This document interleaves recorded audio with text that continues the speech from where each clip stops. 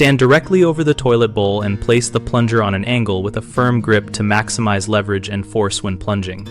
Proper body positioning is critical for effective plunging and to avoid strain. Stand with your feet shoulder width apart and position yourself directly over the bowl so your weight can drive the motion rather than relying only on arm strength. Bend at the knees slightly and keep your back neutral so you can use your legs and core to push and pull, which reduces fatigue and risk of injury.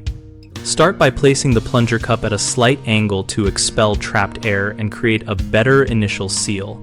Then press down slowly to form the seal before beginning rhythmic vertical strokes.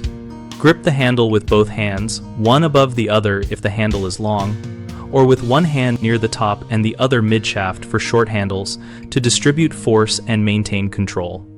Maintain a steady tempo of firm pushes and pulls rather than frantic jerks, and periodically check the seal, reseating the cup if you feel air leaking.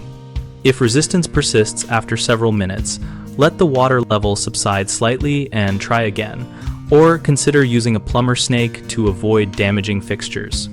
Common mistakes are standing off to the side and using arm power alone, which wastes effort and reduces force. Move so your weight transfers straight down and use your legs.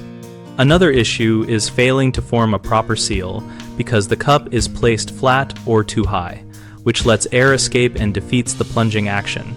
Angle the cup at first, then seat it fully before pumping. People also grip too high or too loosely, which sacrifices control and increases slip risk. Hold the handle firmly with both hands and keep your wrists aligned to apply even force. We run bighomeprojects.com to help homeowners connect with local contractors and to let contractors find leads and projects that match their skills. We also host an active discussion community where members share tips, ask questions, and post real-world experiences about tasks like plunging and wider home ergonomics.